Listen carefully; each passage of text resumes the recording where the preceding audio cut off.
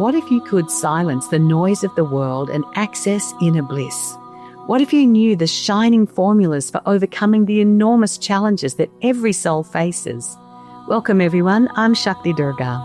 Mystery School podcast, Ancient Wisdom for Everyday Life, will explore the ancient wisdom of the East and West, sharing stories and music, channeling light beings, scanning the unseen world, learning useful spiritual tools, and bringing forth peace, love, purpose, and abundance. In Mystery School, we co-create and share sacred frequencies, sending ripples of love that empower new possibilities to ignite our spirits, overcome obstacles, manifest our most inspired life, a life where your challenges become doorways to your deepest truth, where you anchor yourself in clarity and presence, not from your pain, but from the doors it opens into the deepest wisdom that's already within you. Your path has already begun. It's right beneath your feet. Let's illuminate that path together. Hi, I'm Shakti Durga. Good to be with you again. And we are talking at the moment about spiritual awakening. I'm sure that if you're listening to a podcast like this, this is something that you will have been interested in, as I myself have been interested in for many, many years now. Because as we awaken spiritually, what I've found over time is that whilst we go through some challenges, generally speaking, at every level of spiritual awakening, life is better than it was before.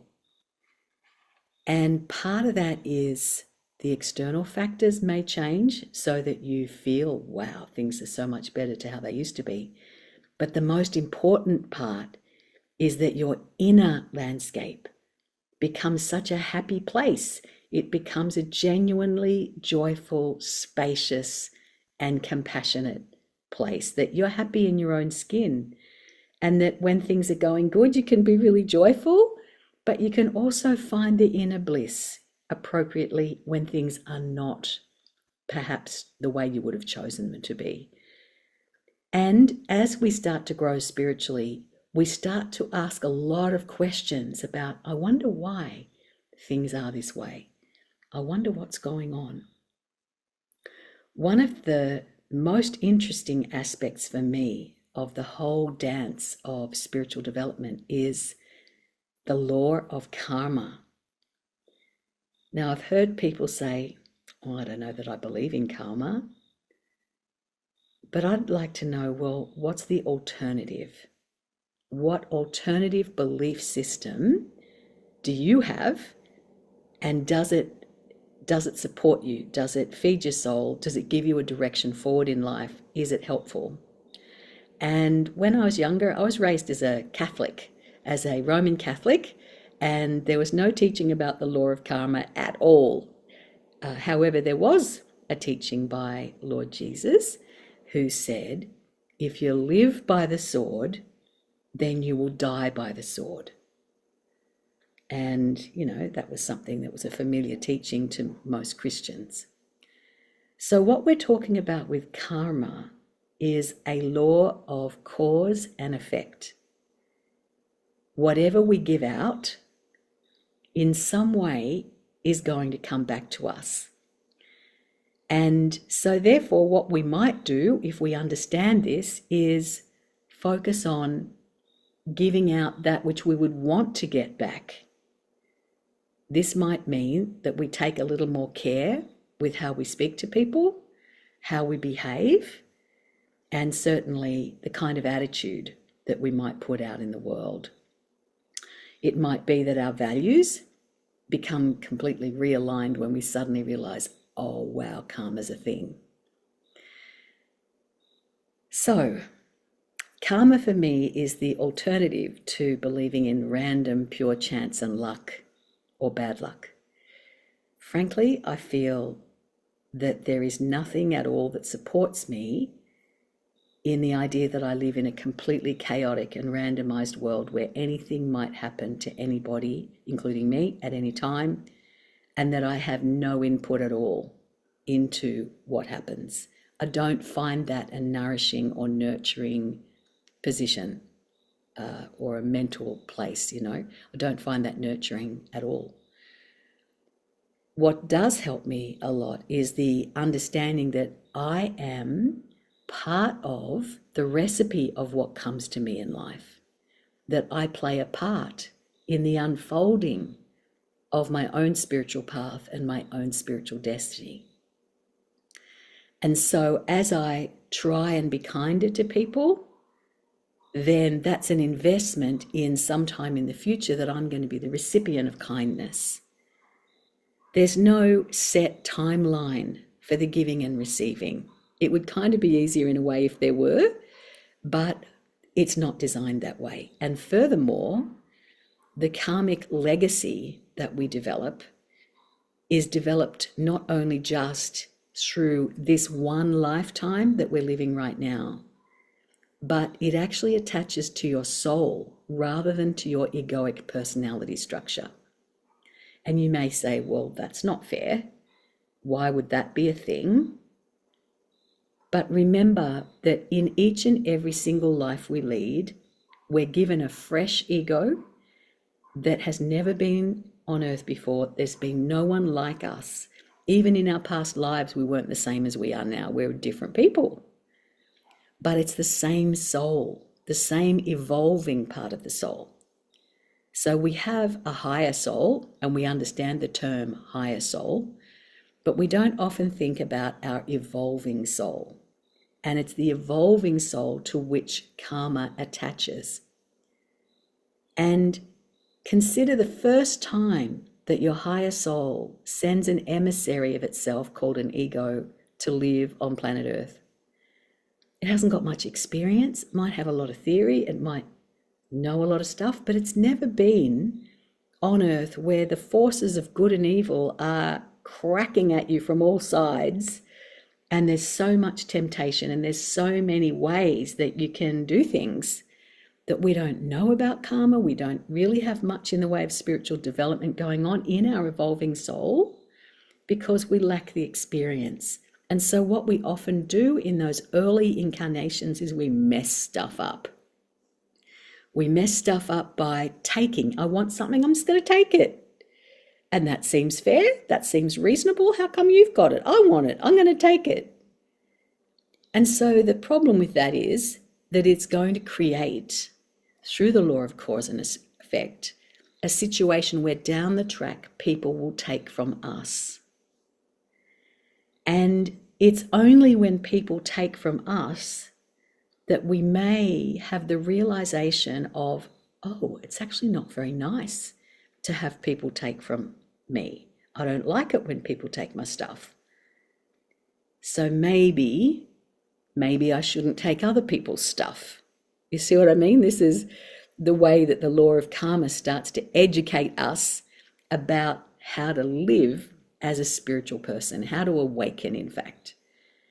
And so it goes with everything. And you know, there's some people who are born in this life into such awful circumstances. And there are some children that are born with such terrible afflictions. And some people blame that on the infinite, on the God of their understanding. And they say, you know, there can't really be a God because if there was a God, God would never let that happen.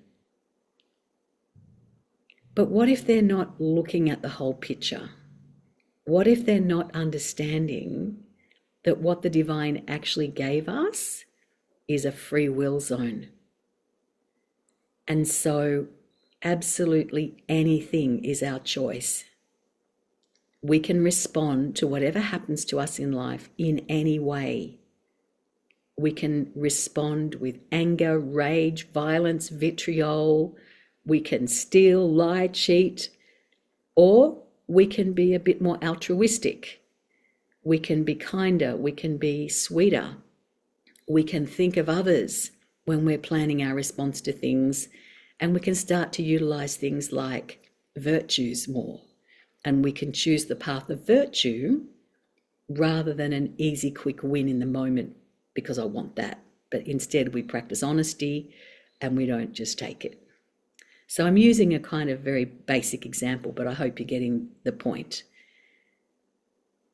So the way I've started to look at things is that if karma is a multi-lifetime event, then something of the vibration of whatever happens to us has happened in another life.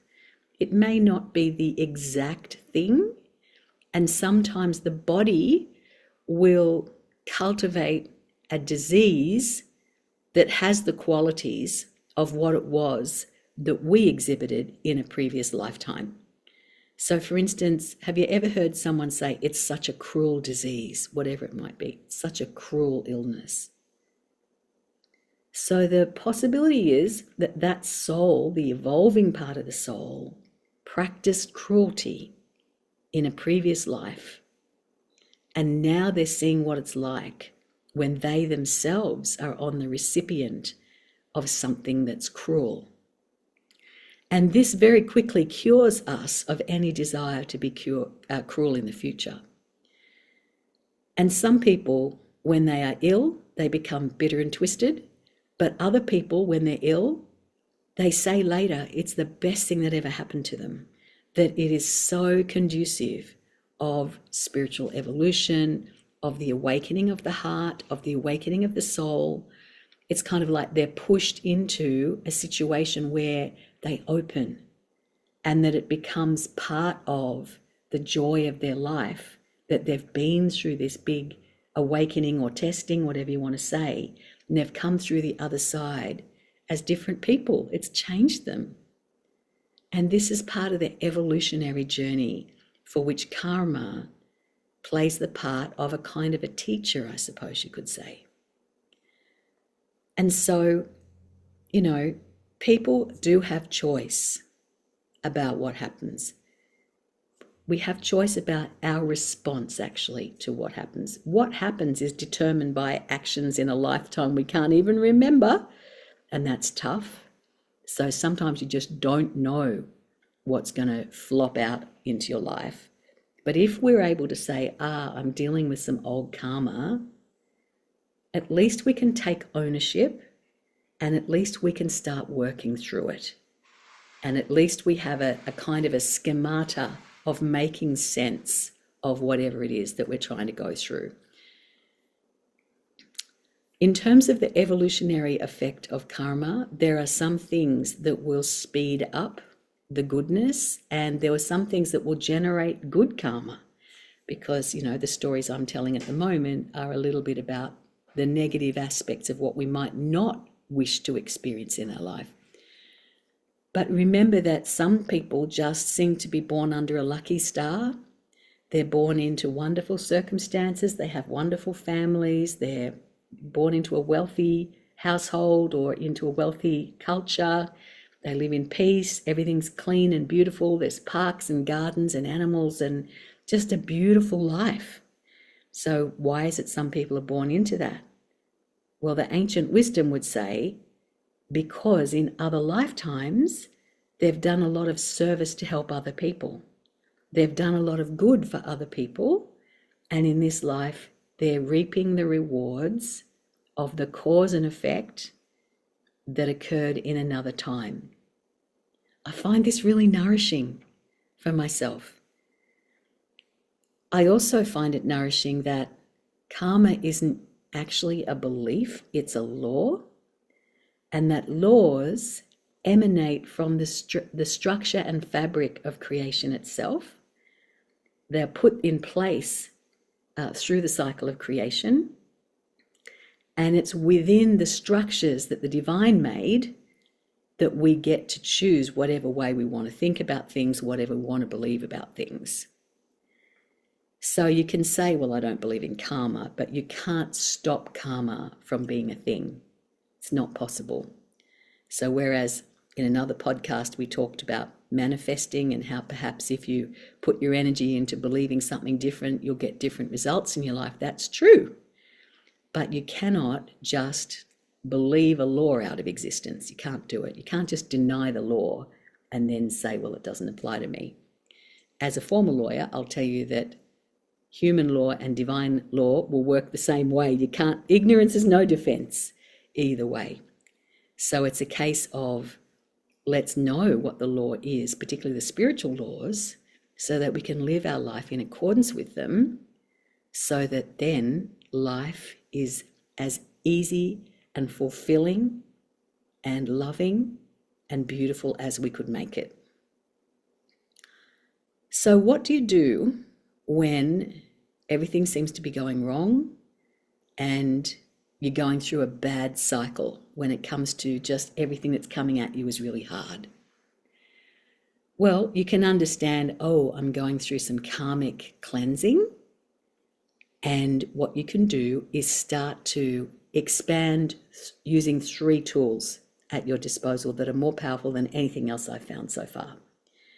So the first one is that you can forgive anybody who's ever hurt you. Forgiveness changes the way karmas will unfold. And so will serving other people, helping other people.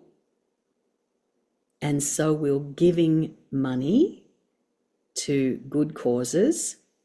They're the 3 levers we have. If we're going through a difficult karmic time, we can give, we can forgive, and we can serve. So each of these will have many stories you could tell. We won't have time to go through all of them in this particular podcast. But let's just take service for a moment. Everyone in the world has got some capacity to help others. Even when we're very sick, even when, we might even be partially paralyzed, we can still pray. We can pray for other people, and that is a service. Service does not have to be limited to what's going on in the physical world. But if we are physically able, then helping others is part of how we navigate creating grace, karmic grace, that can then kind of offset and start to minimize the negative effects that karma might otherwise have. I'm going to tell you a story about my life that happened maybe in the mid-2000s, when, might have been the early 2000s actually. My children were still quite young and they were at school. And I was driving on a freeway near Sydney in Australia, and it was carved through sandstone canyons sort of thing. And so if you ran out off the road in either direction, you would hit a sandstone wall. So on this particular day, I was driving with my daughter in the front seat with me, and we were driving in our 4-wheel drive vehicle coming out of Sydney, and it was very, very heavy rain, super heavy rain. And we were coming down a hill, and I wasn't going all that fast. It was a freeway, but I was only going a moderate speed. And the car in front of me jammed its brakes on, which was kind of weird, And so then I tried to brake to avoid banging into the back of the car in front of me. But because there was so much water on the road, when I jammed the brakes on and we're going down a steep hill, the car started to fishtail.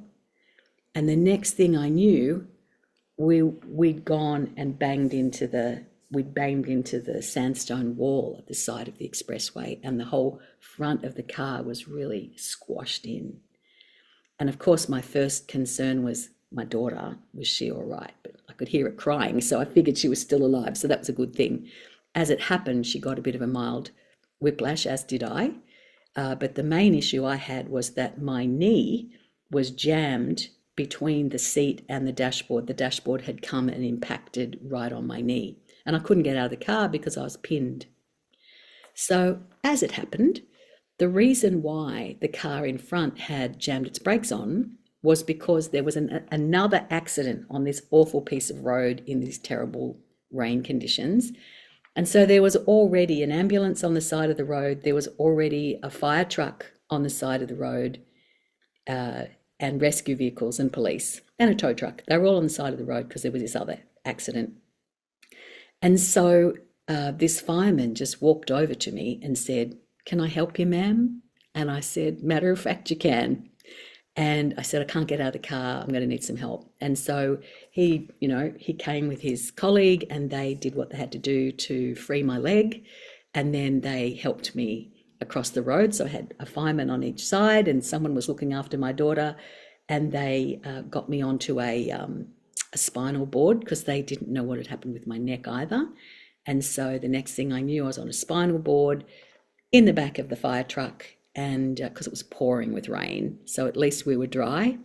And they did all the things they had to do. They towed my car off the road. I was but they were all there. I didn't have to wait.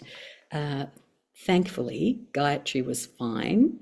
I went to the hospital and they cleaned us all up and they said, look, neither of you have hurt your neck badly. That's good. You've just got a bit of whiplash. But my knee was a bit, I needed stitches and also there was more stuff going on inside. But they let me out of the hospital kind of on crutches. So I went home and I couldn't put any weight on this leg and it was a mess. And so I was zooming around my house on an office chair, trying to look after two kids and still cook meals and do all the things you do with one leg, and wondering why it was that I couldn't use my leg. And in fact, most of the medical examinations that I had and all the tests showed that there wasn't really all that much wrong with my knee, but I couldn't put weight on it. It would be very painful and then it would collapse. So it was very odd. Anyway, I'd started to learn energy healing by this stage, and it was while I was still practicing law, but I had started learning energy healing. And I had a teacher come from overseas who was a very great master in healing, and he was able to kind of perceive something about the deeper reasons things happen, looking at your soul and looking at past lives and all that. Anyway, he happened to be coming to stay at my house, can you believe? So I only had to wait about a week for my teacher to show up, and then he gave me healing and he said, you're very lucky. I said, why? He said, this is the karma of being incapacitated. He said, I can perceive that in another lifetime you were someone who had authority in the culture, like a king or a duke or someone who, had that authority, and that I would lock up people I didn't like and just incapacitate them. I'd lock them up. And apparently I was quite fond of this. And it was a good way to get rid of people you didn't want in your way. And so he said, in this life, you had the karma of being incapacitated within your own body, which is what either paraplegia or quadriplegia would have been. And he said, was it not for the fact that you've done so much service in this life, you probably would have looked at that accident being a trigger time for you to become either paraplegic or quadriplegic. So he said, because you've done years of service and, healing for people at no fee and helping others with their well-being and, hundreds and hundreds of healings, he said the karma's been ameliorated. So you probably will find that your knee will never get better. And they won't be able to find what's wrong with it because what's wrong with it is karma. Anyway, I didn't know whether to laugh or cry. Oh my God, I could feel the truth in what he was saying because my whole body started to tingle and I couldn't stop, the feeling in my body of hearing the truth. And so I just became resigned to limping. And then for about the next 10 years, I limped all the time. And it meant I had to stop doing things I liked. Like I used to go walking in the mountains near my home, and I used to like snow skiing. I had to stop all of those things, but at least I could walk around. And so I actually felt grateful instead of dreading it. My attitude changed around it. Anyway, after years of continuing to try and do a lot of service, my knee's gotten better. Which you don't hear that much, do you really? I'm not saying it's perfect, but I don't have any pain. And my knee, whilst, I wouldn't probably be any good on terrible, loose rocks and mountain climbing and stuff, my knee's okay. I can do most stuff most of the time and it doesn't bother me. And so I know that the karma has continually been offset by just continuing to focus on service. So that's just my own story. And you might think, well, I don't know about all that, but you had to be there, I suppose. But for me, it was a really vivid illustration of karma from a previous life giving rise to a circumstance in which the internal magnet inside my being put me on the road exactly then behind this dopey driver that would stop in the middle of the road on a freeway in the rain going down a hill to have a look at an accident. And that's what he'd done, just so he could have a look. And so then, that's how the accident happened. That's how I got the injury. But it's not actually how I got the injury. I got the injury because in a past life, I wasn't a very nice person. And so then, that feeling of, oh my God, I never want to do anything that will cause anybody to be incarcerated or incarcerated in their own body. And also for years after that, I donated to Amnesty International, which is the charity that frees people or tries to bring attention to people who've been wrongly imprisoned. So I've done giving and I've done serving to try and support my knee because I knew it was from the karma. And I've also done a lot of healings on asking to be forgiven for the times when I was a bit of a tyrant. So yeah, we've all been there. We've all had all these lives we don't remember.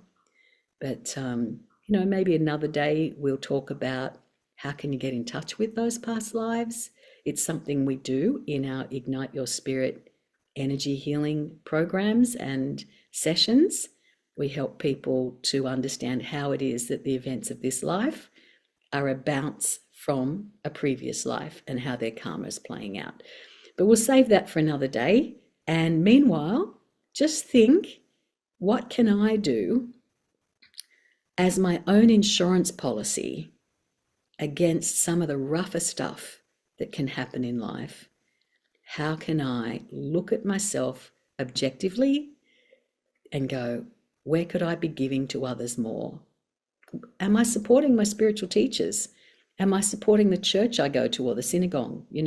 Another day we could talk about tithing, and that's another thing. We could talk about, I've been a tither for 25 years because it's been awesome.